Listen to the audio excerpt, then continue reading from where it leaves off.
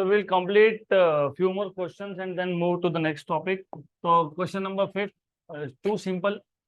The dimensional formula of torque is, again ये question सिर्फ इसके लिए है so that you know what is torque. Torque का सिर्फ कॉन्सेप्ट आपको इंट्रोड्यूस हो जाए at a very early stage. For example if you remember Newton laws of motion, तो पहला लॉ ऑफ मोशन क्या था? Every body remains in a state of rest और in uniform motion unless unless unless an external unbalance force acts on it. इसका मतलब for example let us से हमारे पास एक ऑब्जेक्ट है. Let us take an object. एक table पे एक ऑब्जेक्ट को रख दिया. इट इज एट रेस्ट, तो it will remain at rest जब तक आप इस पे एक एक्सटर्नल अनबैलेंस्ड फोर्स अप्लाई नहीं करते हो. अगर हमने एक्सटर्नल अनबैलेंस्ड फोर्स अप्लाई कर दिया तो क्या होगा? The body starts moving. और ये मोशन कौन सा होगा? Linear motion. इसका मतलब एक्सटर्नल अनबैलेंस्ड फोर्स क्या प्रोड्यूस करता है? क्या प्रोड्यूस करता है? क्या प्रोड्यूस करता है? मोशन. लेकिन कौन सा मोशन? Linear motion. तो force is responsible to produce which type of motion? Linear motion. और फॉर एग्जांपल अभी रियल लाइफ में डोर वहां भी है यहाँ भी है. अपने आप डोर रोटेट होगा क्या? नहीं. तो डोर को रोटेट करने के लिए what we do is, suppose imagine ये डोर है, तो हमको अगर डोर को रोटेट करना है तो व्हाट वी डू इज हम एक जगह पे फोर्स अप्लाई कर देते हैं. और ये जो फोर्स हमने अप्लाई किया, एक एक कॉन्सेप्ट मैं सिर्फ यहाँ पे इंट्रोडक्शन के लिए दे रहा हूँ क्योंकि आगे आपको लगने वाला है. तो डोर को अगर ओपन करना है तो हम लोग क्या करते हैं? हम लोग फोर्स अप्लाई करते हैं. फोर्स अप्लाई करते हो ना, धक्का देते हो, उसको पुश करते हो. फोर्स को फिजिक्स में एक्शन बोलते हैं. क्या बोलते हैं? एक्शन. तो जिस पॉइंट पे आपने एक्शन लगाया उसको बोलते हैं पॉइंट ऑफ एक्शन. क्या बोलते हो उसको? Point of action. और जिस डायरेक्शन में आपने फोर्स लगाया उसको बोलते हो लाइन ऑफ एक्शन. तो जिस डायरेक्शन में मैंने फोर्स अप्लाई किया, हमें जिस डायरेक्शन का क्या पॉइंट आ गया? डायरेक्शन का पॉइंट है यहाँ पे. फॉर एग्जाम्पल इमेजिन ये डोर है, मुझे इसको ओपन करना है, तो मैं अलग अलग डायरेक्शन में फोर्स लगा सकता हूँ. I can apply force like this also, मतलब डोर को perpendicular. I can apply force like this also. तो I can apply force in any direction. तो जिस डायरेक्शन में फोर्स अप्लाई किया उसको बोलते हो लाइन ऑफ एक्शन. तो ये लाइन ऑफ एक्शन है, red coloured arrow. Line of action से एक्सिस ऑफ रोटेशन. अभी ये एक्सिस ऑफ रोटेशन क्या है? जहां पे डोर को आपने फिक्स करके रखा है. बिजागरे लगाते हो ना, बिजागरे पता है ना? बिजागरे हिंजेस. दिख रहा है डोर, या ये डोर के साइड में अगर आप देखोगे तो आपको दिखेगा स्क्रू है, स्क्रू, उसको बोलते हो हिंजेस. तो जहां पे ये हिंजेस होते हैं उसको बोलते हो axis of rotation. Line of action से लेके तो एक्सिस ऑफ रोटेशन तक, लाइन ऑफ एक्शन से लेके तो एक्सिस ऑफ रोटेशन तक जो डिस्टेंस होता है उसको बोलते हैं मोमेंट आर्म. क्या बोलते हैं उसको? Moment arm. क्या बोलते हैं उसको? Moment arm. तो भी याद रखना, हमने फोर्स अप्लाई किया था डोर ओपन करने के लिए. उस फोर्स का मिनिमम डिस्टेंस कहाँ से? एक्सिस ऑफ रोटेशन से. तो क्या बोलते हो? Moment arm. तो फोर्स और डिस्टेंस को जब मैं मल्टीप्लाई करता हूँ तो मुझे मिलता है टॉर्क. क्या मिलता है? टॉर्क. और टॉर्क को डिनोट करते हो टाउ से. ये जो नोटेशन है इसको बोलते हैं टाउ. टाउ नहीं, tau. What is this? Tau. Right. This is tau. तो टाउ मतलब क्या? टॉर्क.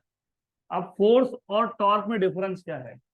फोर्स ने क्या प्रोड्यूस किया था और टॉर्क क्या प्रोड्यूस कर रहा है? एंगुलर मोशन, मतलब रोटेशनल मोशन. तो रोटेशनल मोशन किसने प्रोड्यूस किया? टॉर्क ने. किसने प्रोड्यूस किया? टॉर्क ने. और टॉर्क का फॉर्मूला क्या है? Force into distance. तो आपको क्या पूछा था यहाँ पे क्वेश्चन में? Dimensions of torque. तो हो गया क्वेश्चन सॉल्व, क्योंकि torque is nothing but force into distance. तो टॉर्क के डायमेंशंस मतलब फोर्स के डायमेंशंस मल्टीप्लाइड बाय डिस्टेंस के डायमेंशंस. अभी फोर्स के डायमेंशन तो सबको याद होंगे ही, m1 l1 t-2, और डिस्टेंस कितना होता है? l1. तो ये आ गया m1 l2 t-2. M1L2T-2, option number A correct है। लेकिन थोड़ा सा ध्यान दो, और थोड़ा सा, फोर्स मेजर करते हो किसमें? न्यूटन, और डिस्टेंस मीटर। तो फोर टॉर्क का ऐसा यूनिट क्या है? Newton metre. क्या है? Newton metre. या फिर otherwise, otherwise do remember what was work done? Force into distance मतलब newton metre. Do you see, ये है किलोग्राम मीटर स्क्वायर पर second square. Kilogram metre square पर सेकंड स्क्वायर। इसको क्या बोला था हमने? एनर्जी। मतलब क्या है ये? जूल। क्या है ये? जूल। तो टॉर्क या तो आप न्यूटन मीटर में मेजर करोगे या फिर किस में मेजर करोगे? जूल। तो torque and energy has same dimensions. तो अगली बार से याद रखो, याद होता कि टॉर्क के और एनर्जी के डायमेंशन सेम है तो सॉल्व करना ही नहीं पड़ता। M1L2T-2।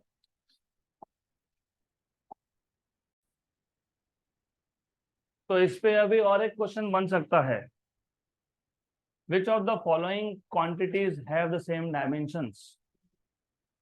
Torque, work, energy।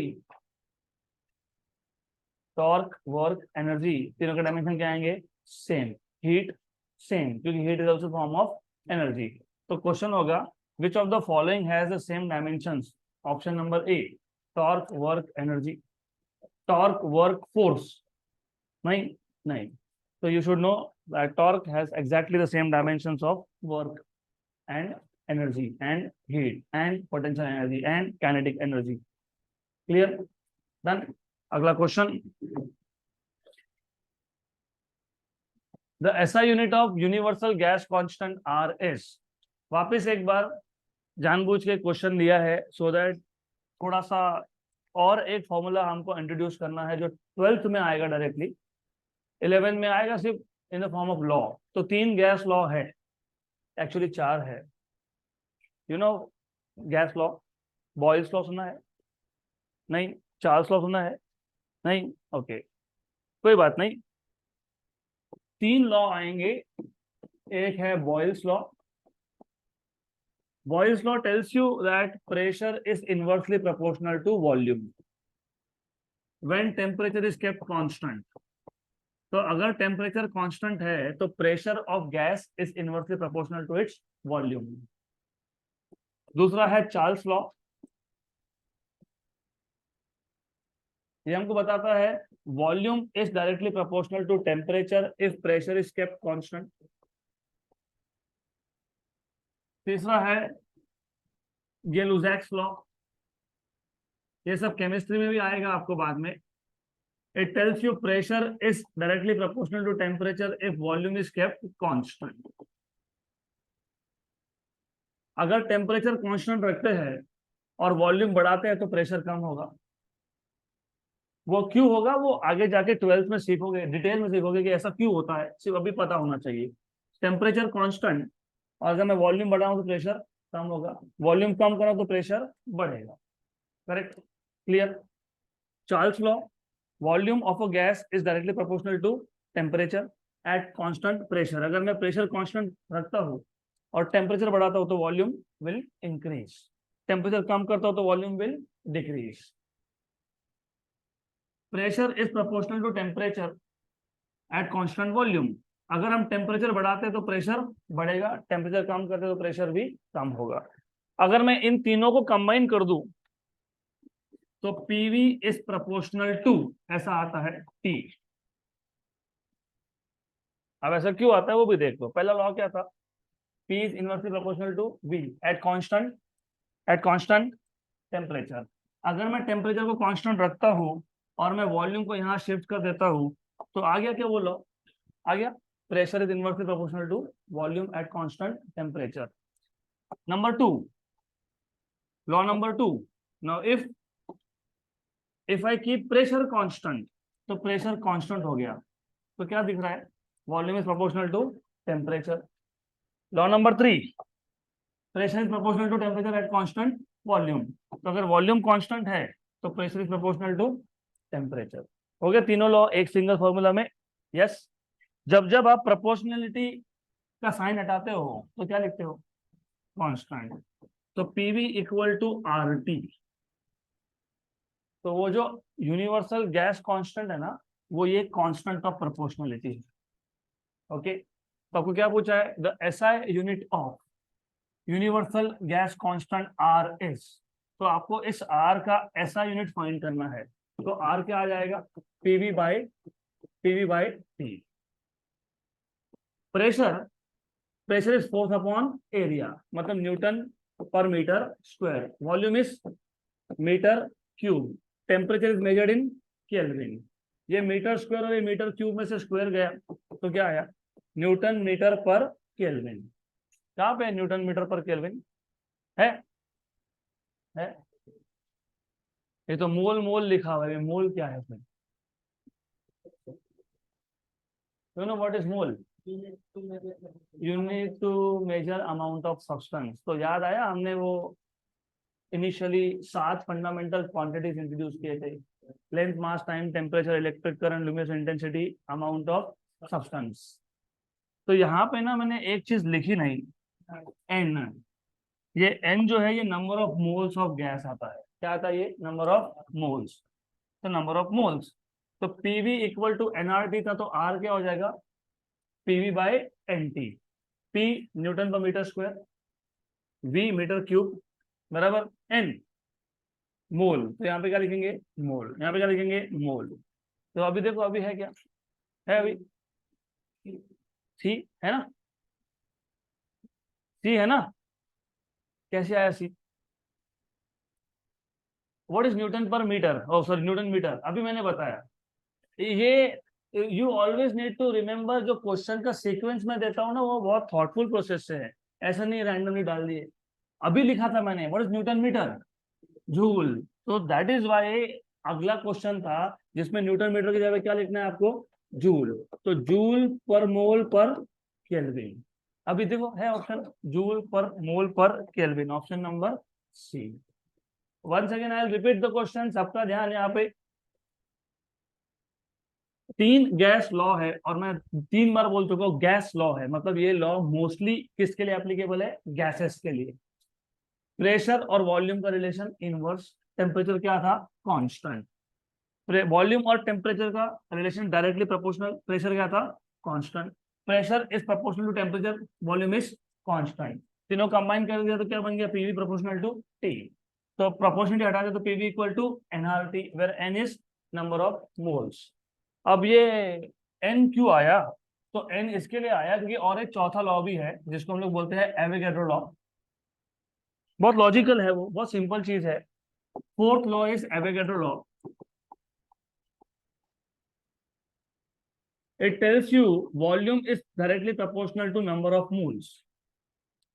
थोड़ा सा सोचना स्टार्ट करो।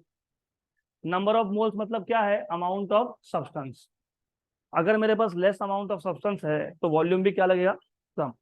मैंने अमाउंट बढ़ा दिया तो वॉल्यूम ज्यादा, और बढ़ा दिया तो वॉल्यूम ज्यादा। तो जैसे मैं नंबर ऑफ मोल्स बढ़ाऊंगा तो वॉल्यूम भी क्या होगा, इंक्रीज हो गया। Volume is proportional to n, तो volume is directly proportional to number of moles. ये कौन सा लॉ है, एवोगैड्रो लॉ। इनको सबको कंबाइन अगर करते हो तो पीवी इक्वल टू क्या बन जाता है, एनआरटी। आर क्या हो जाएगा, पीवी बाय एनटी। पी क्या था, pressure. What is pressure, newton पर मीटर स्क्वायर, बराबर। V is volume, metre cube. Metre cube और मीटर स्क्वायर का स्क्वायर गया, एक बच गया मीटर। न्यूटन मीटर क्या होता है, जूल। तो जूल पर मोल पर kelvin. Done.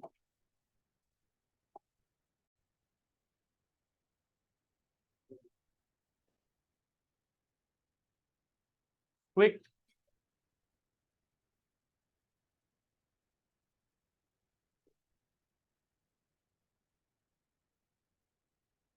Can we move to the next question now? Yes, because you're speaking, which means you're already done. अगला क्वेश्चन, वापस से ये इक्वेशन और पिछला इक्वेशन एग्जैक्टली सेम है। आपने पिछला इक्वेशन लिखा था पीवी इक्वल टू एनआरटी।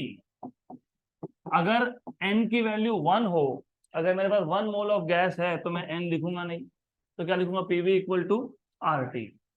अब 12th में आप देखोगे there are 2 types of gases. एक होता है आइडियल गैस, एक होता है रियल गैस। अब ये आइडियल का मतलब क्या और रियल का मतलब क्या पहले वो समझ लो। देखो, द थिंग इज, फिजिक्स थोड़ा सा आपको कॉम्प्लिकेटेड क्यों लगता है, क्योंकि रियल लाइफ में इमेजिन नहीं कर पाते। और जिसको हम इमेजिन नहीं कर पाते ना, या तो आपको पता नहीं है। गैस को तुम देख सकते हो क्या? दिख रहा है क्या गैस? दिख रहा है? अपने सराउंडिंग में गैस है, दिख रहा है आपको गैस? नहीं दिखता ना। तो इनिशियली जब पहली बार गैस का स्टडी स्टार्ट हुआ, तो कुछ अजम्पशन लिए गए, सम अजम्पशन। गैस के मॉलिक्यूल ऐसे होंगे, कैसे होंगे? स्पेरिकल होंगे। और गैस के मॉलिक्यूल इतने दूर होंगे कि कोई भी दो मॉलिक्यूल्स में अट्रैक्टिव फोर्स नहीं है।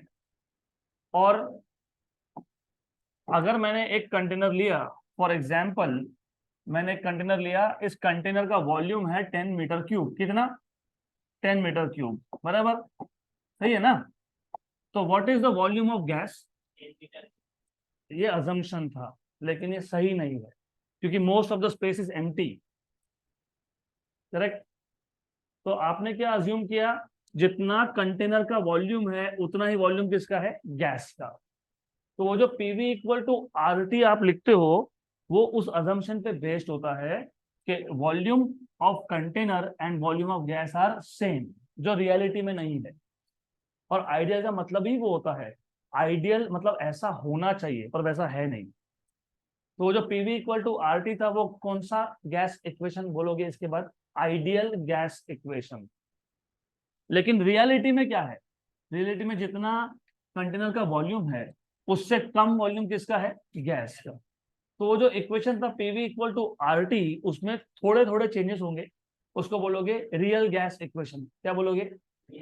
तो ये जो है ना, ये रियल गैस इक्वेशन दिख रहा है। वॉल्यूम, वॉल्यूम हमने यहाँ पे क्या लिखा था? PV equal to R T, ideal gas में। यहाँ पे दिख रहा है क्या किया है? माइनस। तो माइनस क्यों किया? क्योंकि मैंने अब भी बताया कि रियलिटी में गैस पूरा का पूरा वॉल्यूम ऑक्यूपाई करता ही नहीं है। Most of the part is empty. तो इसके लिए हम लोग लिखते हैं V minus B. B some constant, को बाद में देखेंगे। और pressure is P plus A by V square. अब ये प्रेशर में एडिशन क्यों हुआ? अजम्पशन क्या था यहाँ पे? कि कोई भी gas molecules they are not interacting, मतलब किसी भी दो गैस मॉलिक्यूल में फोर्स कितना है? 0। लेकिन रियलिटी में ऐसा भी नहीं होता। There is some amount of force between gas molecules. तो ये जो सम अमाउंट ऑफ फोर्स है, वो प्रेशर बढ़ा देता है। What is pressure? Force upon area. तो फोर्स बढ़ेगा तो प्रेशर बढ़ेगा कि कम होगा? बढ़ेगा। तो इसलिए क्या हो गया? प्रेशर में प्लस। तो इस इक्वेशन को पता है क्या बोलते हो? Real gas equation. और इसको क्या बोलते हो? Ideal gas equation. Very good. तो अभी आपको रियल गैस इक्वेशन का फॉर्म भी पता है। और एग्जैक्टली यही क्वेश्चन एक बार जेडब्ल्यू में और एक बार नीट में आया है। Same type, same equation. I am not saying exactly same, but equation same. तो in the equation P plus A by V square V minus B equal to RT, where P is pressure, V is volume and T is temperature, the SI unit of A is, A का SI unit बताओ। It is a joke basically. First application of dimensional analysis, क्या बताता है वो आपको? कोई भी दो टर्म्स को ऐड कब कर सकते हो? जब डायमेंशंस सेम हो। इसका मतलब प्रेशर के डायमेंशंस और A अपॉन वी स्क्वायर के डायमेंशंस क्या है? सेम है। तो किसी भी दो टर्म्स को ऐड या सब्ट्रैक्ट आप तब कर सकते हो when the pressure, sorry, when the dimensions of both are same. तो यहां से आपको ए के डायमेंशंस मिल जाएंगे। ए के डायमेंशन मतलब पी के डायमेंशंस इनटू वी स्क्वायर के डायमेंशंस। प्रेशर के डायमेंशन याद है आपको? M1 L minus 1 T minus 2। और वॉल्यूम क्या होता है? वॉल्यूम, हाँ, अभी देखो, पर एक चीज तुमको और समझ में आनी चाहिए। तुमको डायमेंशन पूछा है कि ऐसा यूनिट पूछा है? तो फिर डायमेंशन क्यों लिख रहे हो? फिर ऐसा यूनिट लिख देते हैं डायरेक्टली, सीधा सीधा ऐसा यूनिट लिखते हैं। तो ऐसा लिख सकते हैं हम लोग, therefore A equal to PV square. Pressure is newton पर metre square, force upon area, newton पर metre square. Volume is metre cube, उसका क्या है? स्क्वायर। तो ये आ गया आपके पास A इक्वल टू न्यूटन पर metre square, metre raise to 6।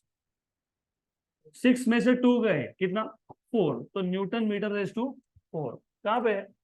Option number B, खत्म हो गया, done. Next question, the dimension of a physical quantity x in the equation. तो एक इक्वेशन है आपके पास, force equal to x upon density are given by, ये भी सिंपल है, फोर्स इक्वल टू क्या, x अपॉन डेंसिटी। तो what is x, force into density, dimensions of force फटाफट, m1 l1 t minus two, density m1 l minus three, क्योंकि density होता है mass upon volume, upon volume था, ऊपर आके क्या हो गया -3, तो ये आ गया m2 l minus two t minus two, m2 l minus two t minus two, option number सी।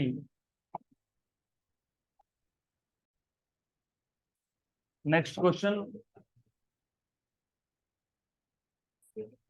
ये क्वेश्चन याद है आपको, याद है, डायमेंशन लेस मतलब कौन, एंगल, कल सॉल्व किया था, ये क्वेश्चन याद है।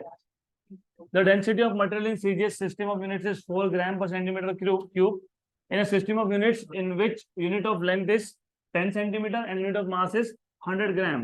The value of density is 40. This question and the previous one, they are exactly same.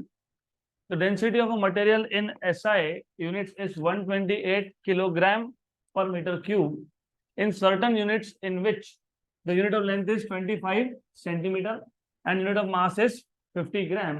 The numerical value of density of material is, तो exactly same है, same method. तो n1 u1 equal to n2 u2. n1 कितना बोला है, कितना बोला है n1, what is the value of density, 128, और यूनिट क्या है, किलोग्राम पर मीटर क्यूब, पूछा गया है आपसे n2। लेकिन जो दूसरा सिस्टम है उसमें 25 सेंटीमीटर ये स्टैंडर्ड है लेंथ का, और 50 ग्राम है स्टैंडर्ड ऑफ मास, तो किलोग्राम की जगह पे क्या लिखोगे, 50 ग्राम, और मीटर की जगह पे क्या लिखोगे, 25 सेंटीमीटर, तो 25 सेंटीमीटर का cube. Clear, n1 u1 equal to n2 u2। जब आपको एक सिस्टम से दूसरे सिस्टम में कन्वर्जन फैक्टर फाइंड करना हो तो हमेशा ये मेथड यूज करते हैं, always use this method if you want to find out conversion factor between one system of unit and other system of unit. Okay, kilogram पर मीटर क्यूब ये दिया हुआ है हमको, 128 kg पर मीटर क्यूब। दूसरे सिस्टम में स्टैंडर्ड ऑफ मास क्या है, 50 ग्राम, और स्टैंडर्ड ऑफ लेंथ क्या है, 25 सेंटीमीटर। किलोग्राम और मीटर क्यूब को तुम कैंसिल कर नहीं सकते क्योंकि वहां पे ग्राम और सेंटीमीटर क्यूब है, तो कन्वर्ट कर लो, 128 kg पर metre cube equal to n2 50, 1 gram मतलब कितना kilogram, 10⁻⁻3। 1 gram is how many kilograms, 10⁻। जिनको कंफ्यूजन होता है ना कि ऐसा कैसा तो ऐसा कैसा, तो मत करो फिर वैसा, ऐसा नहीं करोगे तो फिर कुछ और करना पड़ेगा।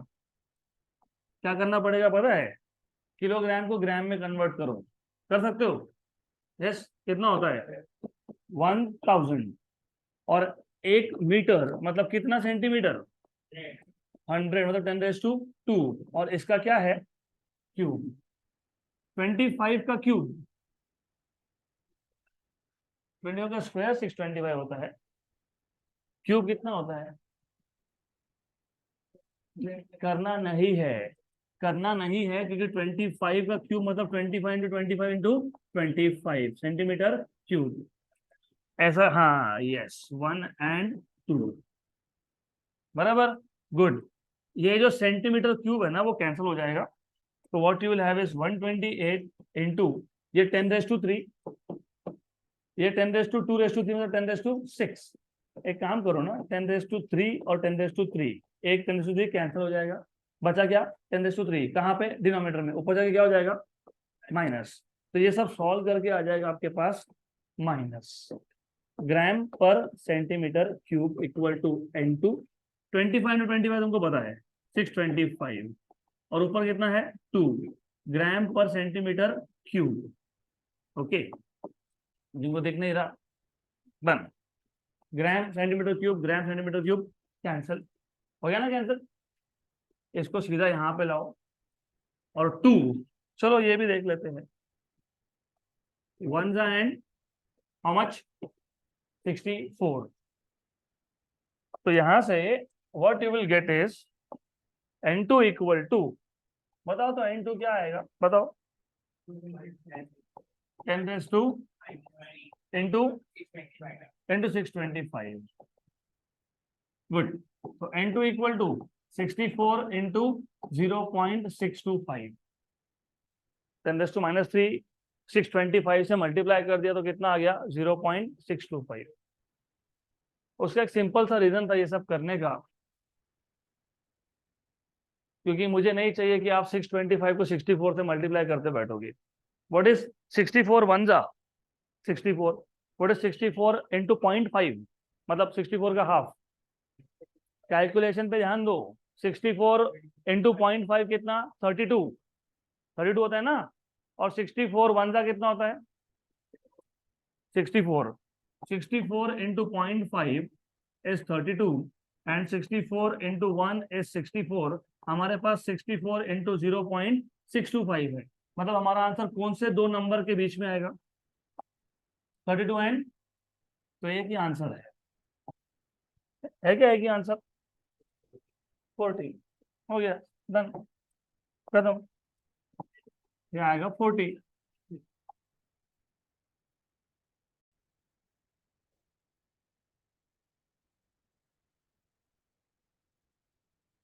डन। Next question.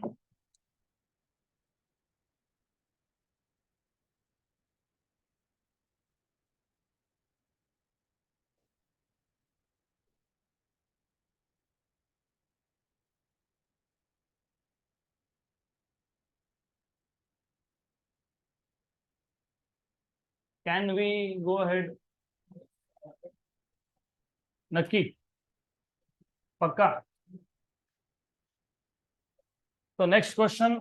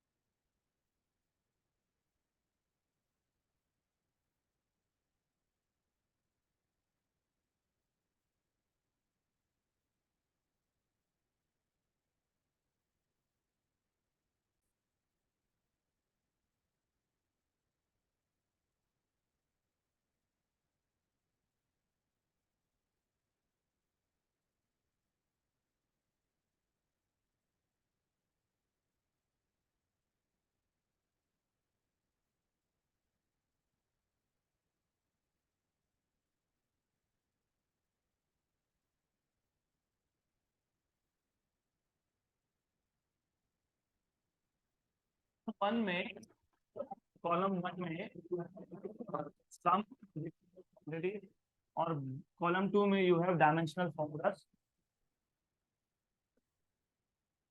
आपको याद है प्लैंक्स कांस्टेंट भी हमने फाइंड किया था, याद है?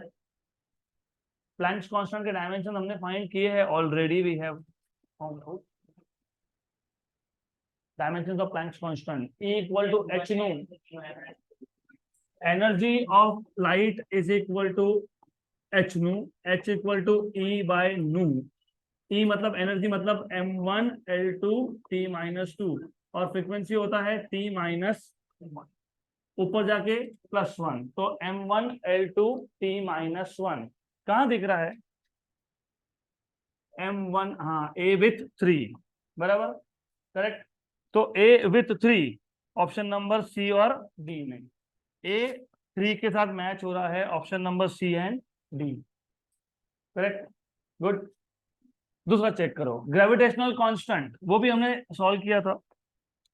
F equal to G m1 m2 by R square, तो G equal to F R square upon m1 into m2, F मतलब m1 l1 t minus 2, distance मतलब l2, mass into mass is m2, ऊपर जाएगा तो m minus 1 l3 t minus 2, m minus 1 l3 t minus 2, कहाँ पे है? 4, तो B with 4 कहाँ पे है? डन।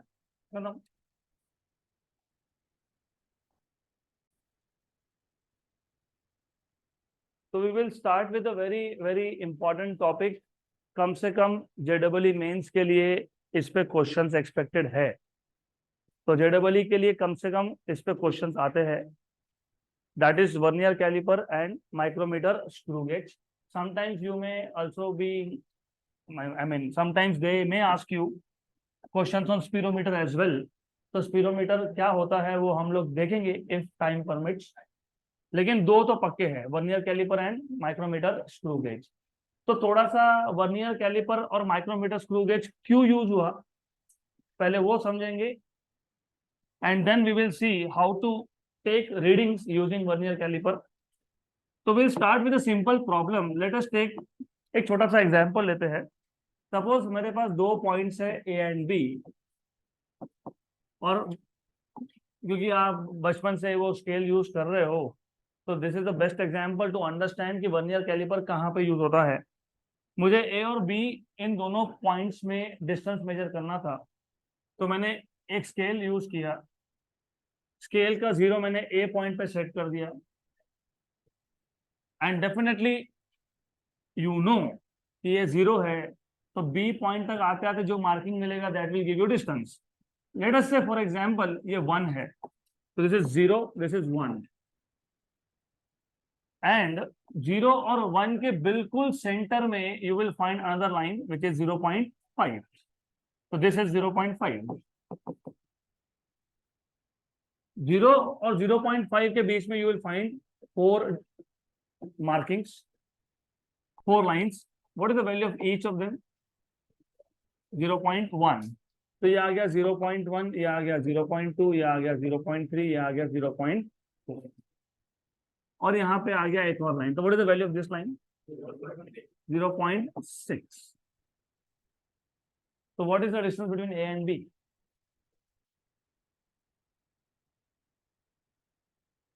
0.5 और 0.6 के बीच में। यू कैनॉट से 0.55 क्योंकि बीच में मार्किंग नहीं है, तो you cannot say surely that the distance between A and B is 0.55। आप सिर्फ इतना बता सकते हो कि डिस्टेंस इज बिटवीन 0.5 एंड 0.6। अब ये प्रॉब्लम क्यों हुआ? क्योंकि ये जो स्केल आप यूज कर रहे हो उसका लीस्ट काउंट कितना है? तो 0.1, 0.1 सेंटीमीटर या फिर 1 mm। गुड। तो ये जो स्केल हम लोग यूज करते हैं इसका लीस्ट काउंट है 0.1 सेंटीमीटर, मतलब ये स्केल यूज करके आप 0.1 से कम मेजरमेंट ले नहीं सकते हो। और ये जो सिस्टम है ये सिंगल स्केल सिस्टम है, क्योंकि एक ही स्केल है, दूसरा स्केल नहीं है यहाँ पे, this is single scale system. तो जहां पे सिंगल स्केल सिस्टम फेल हो जाता है, क्योंकि यहाँ फेल हो गया वो, it cannot tell us accurately what is the distance between A and B. It can tell us approximately that the distance between A and B is 0.5 and 0.6, but not with accuracy. Good. तो जहां पे single scale system work नहीं करता, वहां पे हम multiple scale system में जाते हैं। मल्टीपल मतलब 2 स्केल सिस्टम में। तो ये जो स्केल हमने यूज किया, इसको हम लोग बोलते हैं मेन स्केल। क्या बोलते हैं इसको? Main scale. और यहाँ पे क्योंकि एक ही स्केल था, तो जो भी रीडिंग हम लोग ले रहे हैं वो मेन स्केल ही है, क्योंकि दूसरा स्केल नहीं है। तो इस केस में जो भी टोटल रीडिंग आएगा, टीआर मतलब total reading, it is only equal to main scale reading, MSR, main scale reading. ये एब्रिवेशन में लिख दूंगा आगे। तो जब आपके पास एक ही स्केल था, तो जो भी रीडिंग आप लेते हो that is called as main scale reading, क्योंकि एक ही स्केल है, वही मेन स्केल है। There is no secondary scale here. पर अगर मुझे 0.1 सेंटीमीटर से कम लीस्ट काउंट चाहिए, मतलब ज्यादा एक्यूरेसी चाहिए, तो उसके लिए हम लोग यूज करते हैं 2 स्केल सिस्टम। और 2 स्केल सिस्टम में हमको कम से कम 2 इंस्ट्रूमेंट देखने हैं। एक है वर्नियर कैलिपर, दूसरा है micrometer screw gauge. Last but one, लक्ष असू द्या माझ्याकडे नाही, इथे बोर्ड पे। Good, right. तो now let us see the first type of 2 scale system, that is vernier caliper। उसको वर्नियर कैलिपर बोलते हैं। It is called as vernier caliper. अब ये जो वर्नियर कैलिपर है, as you can already see, इसमें 2 scale है। दिख रहा है ये एक स्केल? यस। तो ये जो स्केल आपको दिख रहा है, इसको बोलते हो main scale. This is called as main scale. अब ये जो मेन स्केल होता है ना, ये दिस इज मेन स्केल। अच्छा, इसके पीछे भी कुछ लिखा था मैंने, हाँ वो लिखा हुआ है। और गुड, एनीवे, तो ये जो स्केल है इसको हम लोग बोलते हैं मेन स्केल। और ये मेन स्केल, ये वही स्केल है जो आप पहले यूज कर रहे थे, एग्जैक्टली सेम। गुड। देन ये जो दूसरा स्केल है जो स्लाइडिंग है, इट कैन मूव। आप में से बहुत लोगों ने शायद देखा भी होगा वर्नियर कैलिपर। नहीं देखा होगा तो मिल गया तो मैं लेके आ जाऊंगा, I will show you vernier caliper. तो ये जो दूसरा स्केल है, ये स्लाइडिंग होता है, इट कैन स्लाइड। इसको आप बोलते हो वर्नियर स्केल। क्या बोलते हो इसको? Vernier scale. और वो था मेन स्केल। ये है वर्नियर स्केल। ये वर्नियर स्केल के जो 2 शार्प एजेस है, इसको बोलते हैं जॉज। अब आपको किसी भी चीज का अगर मेजरमेंट लेना हो, किसी भी चीज का मतलब, for example you may want to measure the length of this pen. अगर आपको पेन का लेंथ मेजर करना है, तो आप इस पेन को यहाँ पे ऐसा अटका दोगे। अगर आपके पास एक छोटा स्फीयर है, if you have some spherical ball and if you want to measure the diameter of that ball, तो what you will do is, इसको आप यहाँ पे ऐसा टाइट, एकदम टाइट करके अटका दोगे। Okay, so this is what you do. Good. अब द क्वेश्चन हियर इज कि वर्नियर स्केल हमने क्यों यूज किया? क्योंकि मुझे लीस्ट काउंट और भी कम चाहिए, मतलब मुझे रीडिंग और एक्यूरेट चाहिए। मतलब कम से कम वर्नियर कैलिपर यूज करोगे तो आपको आंसर 2.1 ऐसा मिलेगा नहीं। 2.11, 2.12, 2.13, मतलब 0.01 तक जाओगे आप। पिछले स्केल में क्या प्रॉब्लम आ रहा था?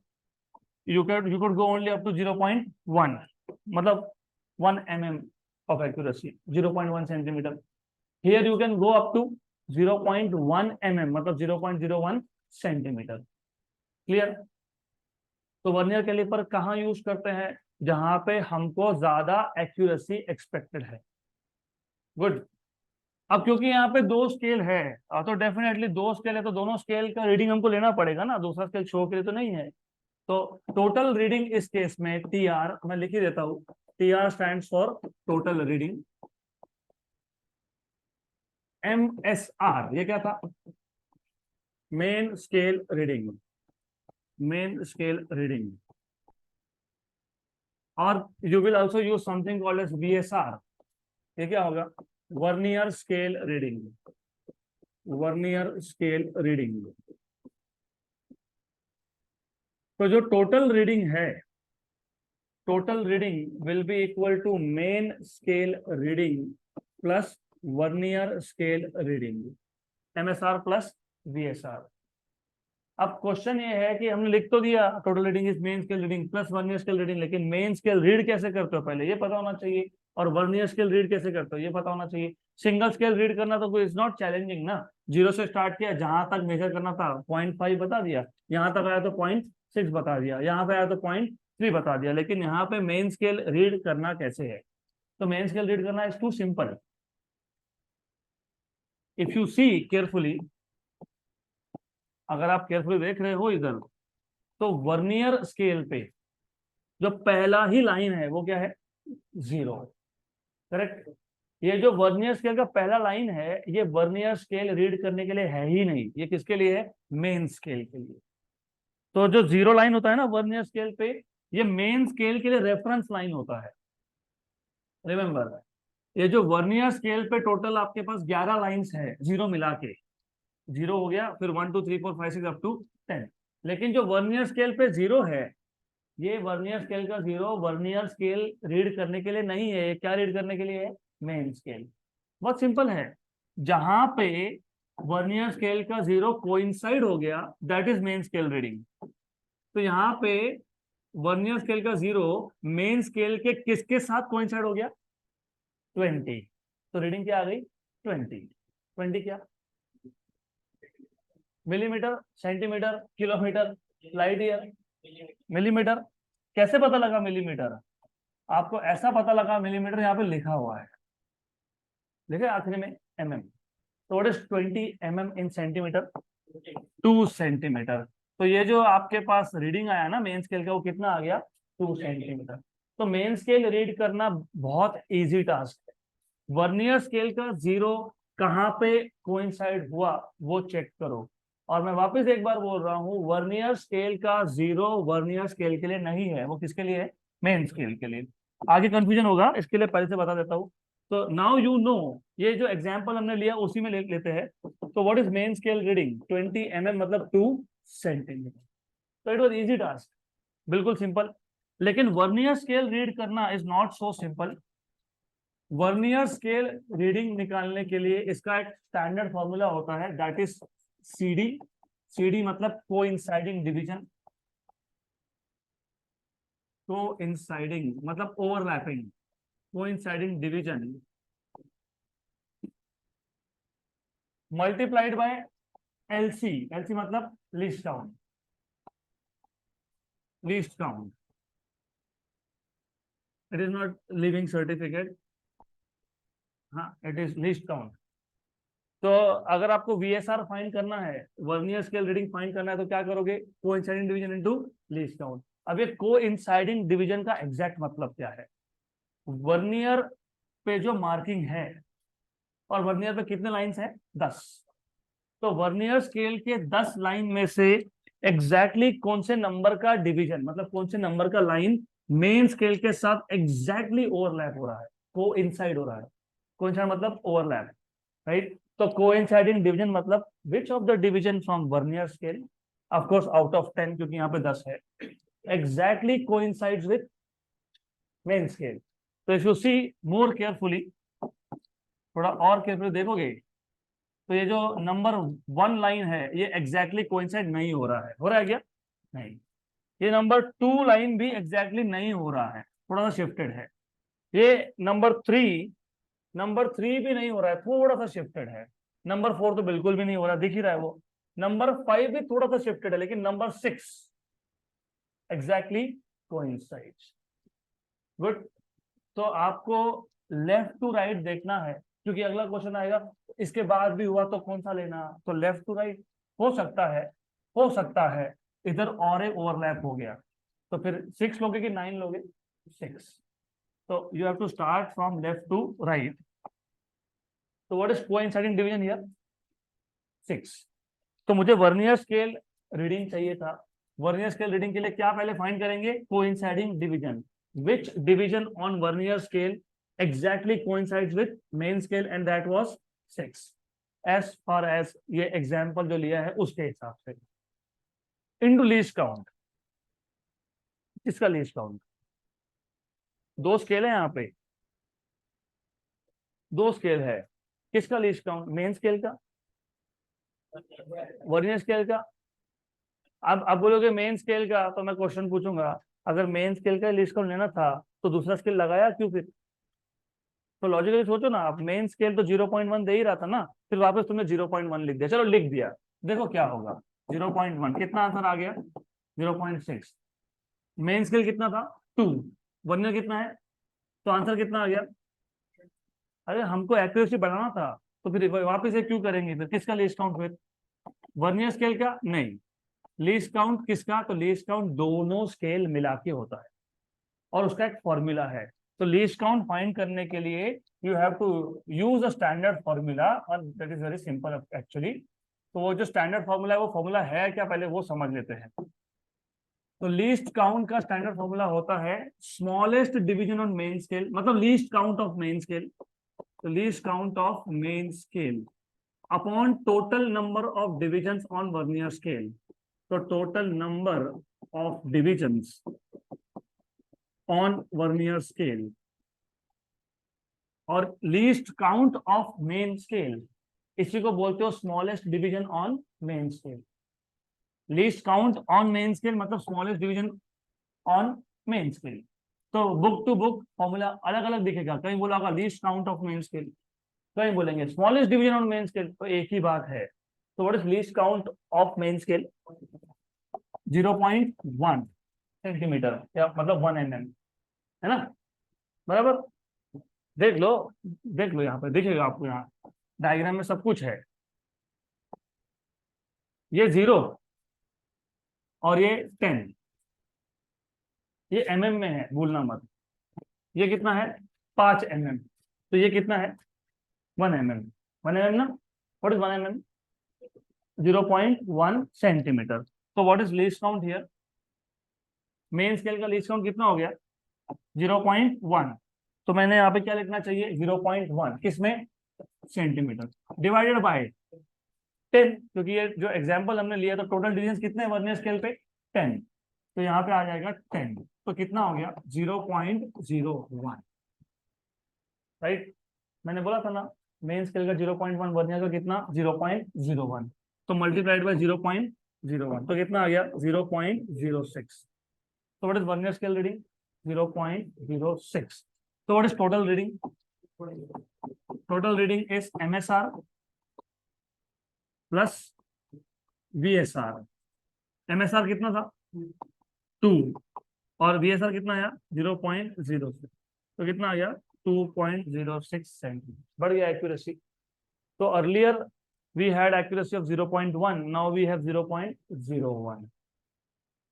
तो अभी आपके जो रीडिंग्स मिलेंगे, आपको डेसिमल के बाद 2 नंबर तक मिलेंगे, 2.11, 2.12, 2.06, 2.05, 2.04, 2.03।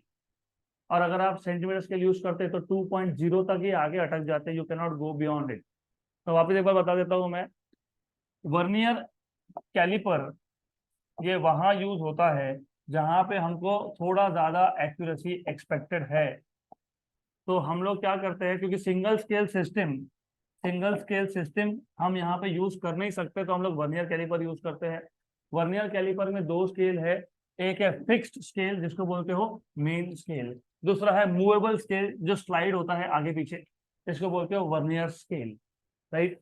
और यहाँ पे जॉज है, जिस चीज का आपको थिकनेस मेजर करना हो या लेंथ मेजर करना हो, उसको 2 जॉज के बीच में टाइटली फिक्स कर दो। फिर एक बार टाइटली फिक्स कर दिया, उसके बाद आपको रीडिंग निकालना है, इसका डायमीटर निकालना है। तो total reading TR is equal to main scale reading plus vernier scale reading. अब क्योंकि 2 स्केल है तो दोनों का रीडिंग लगेगा। अगर एक का रीडिंग लेना होता तो दूसरा स्केल लगाता ही क्यों? फिर मैं नॉर्मल सीधी सी बात है, तो दोनों हमको रीड करने पड़ेंगे। मेन स्केल रीड करना is too simple. Vernier scale पे एक 0 है, वो 0 मेन स्केल पे जहां पे कोइंसाइड हो गया, that is nothing but main scale reading. तो एज पर द डायग्राम कहाँ हो रहा है? 20, लेकिन 20 क्या है? mm, मतलब 2 सेंटीमीटर। तो मेन स्केल रीडिंग डायरेक्टली मिल गया आपको 2 सेंटीमीटर। फिर हमको देखना था what is vernier scale reading. Vernier scale reading is product of coinciding division into least count. Coinciding division मतलब जो वर्नियर स्केल के 10 डिविजन्स है, उसमें से कोई एक 0 छोड़ के, यहाँ उसमें से कोई एक एग्जैक्टली कोइंसाइड करेगा किसके साथ? मेन स्केल के साथ। तो अगर आप डायग्राम देखोगे तो 6 नंबर का एग्जैक्टली कोइंसाइड कर गया, राइट। तो what is coinciding division? 6 into least count. लेकिन लीस्ट काउंट किसका? लीस्ट काउंट पूरे इंस्ट्रूमेंट का, पूरे वर्नियर कैलिपर का। वो कैसे फाइंड करते हो? Least count of main scale, मतलब smallest division on main scale divided by total number of division on vernier scale. Good. हमारे इस केस में मेन स्केल का लीस्ट काउंट कितना है? 0.1। हमारे इस केस में डिविजन कितने हैं? 10। इससे भी अच्छा आता है, यस। ऐसा भी वर्नियर कैलिपर है जिसपे 50 डिविजन होते हैं, तो वो जाएगा 0.1/50। तो उसका लीस्ट काउंट जाएगा 0.005। कितना जाएगा? 0.005 या 0.002, जो भी आएगा, 0.1/50 कर लो। तो you have 0.1/50। It is too simple. Okay, तो कितना आ गया? 1/500। 100 गया ऊपर, 10⁻²। 1/5 इज 0.2, तो 0.002। तो 0.002 ऐसे वर्नियर कैलिपर भी होते हैं। तो you can get such vernier calipers also.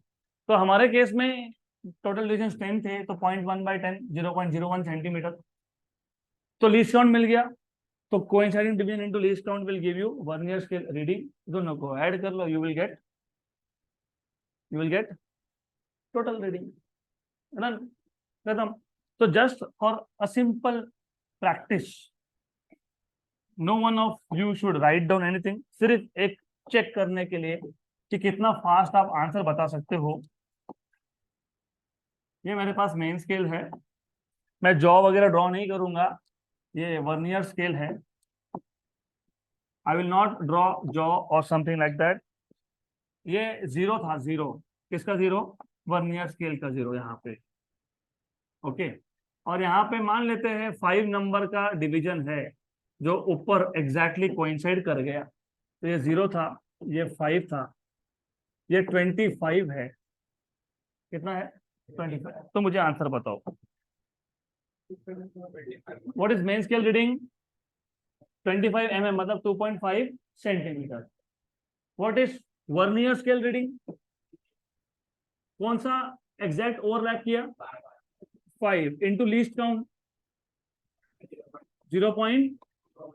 तो 2.5 प्लस 0.05, तो 2.55 सेंटीमीटर। गुड, सिंपल, सिंपल है ना? डन। Any doubts? नहीं? पक्का? श्योर? तो आगे जाए। तो अब इससे भी कुछ एक्यूरेट अगर आपको चाहिए तो that is called as screw gauge. अभी स्क्रू गेज को बहुत बार माइक्रोमीटर स्क्रू गेज भी बोलते हैं।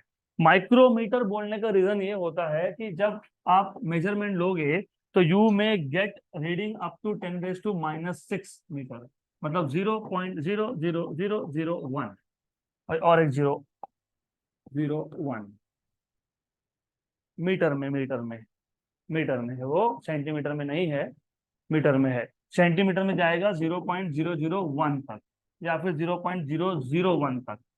अगेन डिपेंड करता है कि जो सेकेंडरी स्केल है उस पे कितने डिविजन्स है।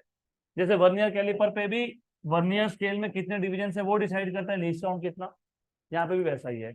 अब इसका स्ट्रक्चर थोड़ा सा अलग है, पहले इसका स्ट्रक्चर समझ लो। यहाँ पे एक स्क्रू टाइप अरेंजमेंट होता है, जैसे आप स्क्रू को टाइट या लूज करते हो तो वैसे ही यहाँ से आप रैचेट के थ्रू, ये स्क्रू है, इसको क्लॉकवाइज रोटेट करोगे तो स्क्रू अंदर की तरफ जाएगा, मतलब जो स्पिंडल है इट विल गो इनसाइड।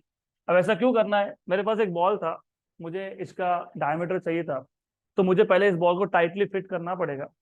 तो फिर I will just rotate the screw inside, मतलब clockwise, that is called as ratchet. तो रैचेट को क्लॉकवाइज रोटेट करोगे तो spindle will go inside, anti करोगे तो spindle will go outside. India में ऐसा ही होता है ना, clockwise goes inside, anti clockwise comes outside. वो सीखोगे अगले चैप्टर में। रशिया में उल्टा है, क्लॉकवाइज घुमाओगे तो स्क्रू बाहर आएगा, एंटी क्लॉकवाइज घुमाओगे तो वो अंदर जाएगा। वो अगला चैप्टर वेक्टर्स में हो जाएगा। यू हैव एनविल, नॉर्मली ये anvil is fixed, spindle can move in or out but anvil is fixed. Then you have main scale, जैसे वहां मेन स्केल था यहाँ पे भी मेन स्केल है, वहां पे था वर्नियर स्केल, यहाँ पे है सर्कुलर स्केल। तो ये क्योंकि सर्कल के फॉर्म में होता है, देखो यहाँ रीडिंग लिखा है 15, 20, 25, 30, 35, 40, 45 पीछे की तरफ, तो सर्कुलर फॉर्म में है, तो उसको बोलते हो सर्कुलर स्केल। सर्कुलर स्केल का और एक नाम है थिम्बल स्केल। क्या बोलते हैं इसको? Thimble scale. क्लियर? और ये जो आपके पास मेन स्केल है, मेन स्केल पे आपको एक ऐसा लाइन दिख रहा है, ये दिख रहा है, ये लाइन दिख रहा है ये, इसको बोलते हैं डाटम लाइन या फिर सेंटर लाइन। डाटम लाइन और सेंटर लाइन। क्लियर? गुड। तो पहले स्ट्रक्चर पूरा समझ लो। You have datum line, centre line, main scale, thimble scale मतलब circular scale, ratchet, spindle and anvil. बाकी थ्योरी सेम है, यहाँ पे भी स्टोरी वही है। टोटल रीडिंग इक्वल टू, पहले क्या था, main scale reading plus plus vernier scale reading. यहाँ पे वर्नियर स्केल है कि सर्कुलर स्केल है? तो सर्कुलर स्केल रीडिंग, MSR प्लस CSR। अब to read screw gauge is much more simpler compare to vernier scale. बहुत सिंपल है। पिछले केस में आपने क्या किया था, वर्नियर स्केल का जो जीरो है, वर्नियर स्केल का जीरो मेन स्केल के साथ जहां पे कोइंसाइड कर गया, that is main scale reading. यहाँ पे जितना दिखता है उतना मेन स्केल है।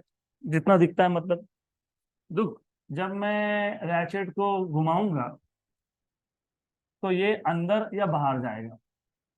अगर ये अंदर गया तो ये क्या, जब अंदर जाएगा ना तो ये लाइंस को ब्लॉक करते जाएगा, तो ये ब्लॉक हो गया। अगर मैं एंटी क्लॉकवाइज घुमाता हूँ तो ये पूरा का पूरा क्या होगा, बाहर आएगा। बाहर आएगा तो ज्यादा डिवीजन अभी दिखने लगेंगे।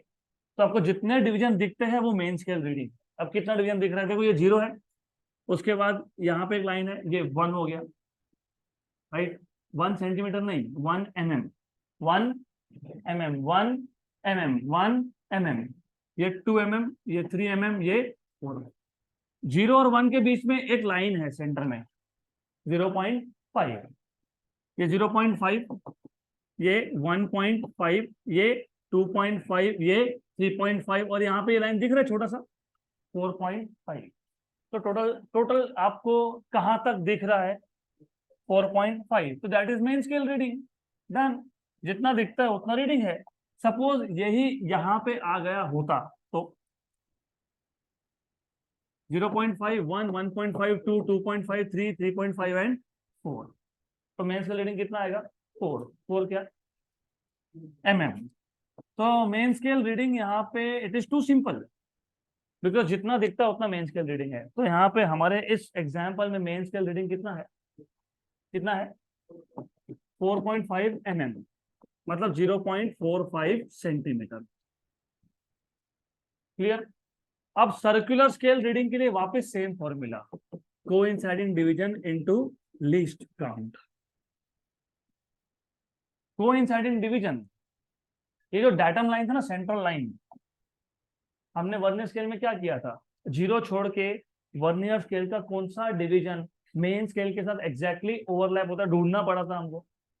कौन सा आया था, 6। और वो ढूंढते कैसे हो, magnifying glass, convex lens, right. यहाँ पे तो जरूरत ही नहीं पड़ती, मोस्टली नहीं पड़ती। तो यहाँ पे जो डाटम लाइन है ना, वो जिसके साथ ओवरलैप हो गया दैट इज कोइंसाइडिंग डिवीजन। ये 20, उसके बाद 25, बीच में 4 लाइन, तो 20, 21 और 22 किसके साथ ओवरलैप हो गया, तो what is coinciding division, 22। Done, too simple. तो यहाँ पे कोइंसाइडिंग डिवीजन कितना है, 22। तो जब मुझे ये फाइंड करना है तो 22 इंटू लीस्ट काउंट। अभी लीस्ट काउंट वापस वही सेम सेम, क्या था least count, smallest division on main scale divided by total division on वहां पे वर्नियर, यहाँ पे सर्कुलर या फिर थिम्बल स्केल। तो what is the smallest division on main scale in this case, smallest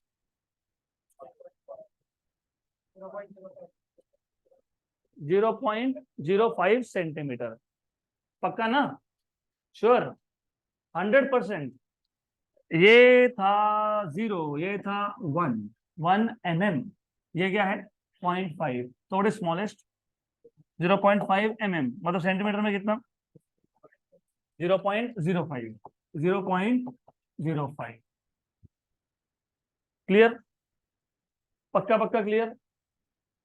अब ये जो एग्जाम्पल स्केल है, इसमें जो total number of division on circular scale है वो 50 है। 50, हाउ मेनी? 50।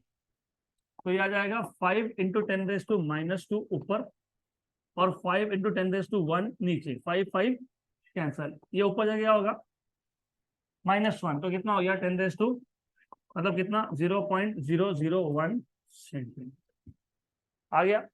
अब इसमें भी और ज्यादा एक्यूरेट भी आता है, जिसमें 100 डिविजन होते हैं सर्कुलर स्केल पे। मतलब उस केस में आपका एक्यूरेसी जाएगा 0.0002, 0.0002। फिलहाल एग्जाम्पल में 50 डिविजन्स है, हो गया तो मिल गया इंटू 0.001, तो कितना ये 0. पक्का ना कि 0.22? 0.022 सेंटीमीटर। तो what is total reading? Main scale reading 0.45 and circular scale 0.022, तो कितना आ गया 0.472 सेंटीमीटर आ गया। गुड, क्लियर यहाँ तक? तो फिर कल मैं वापस एक बार ये रिवाइज करूंगा and we will start solving numerical. Just a minute, tomorrow will be the end of this chapter.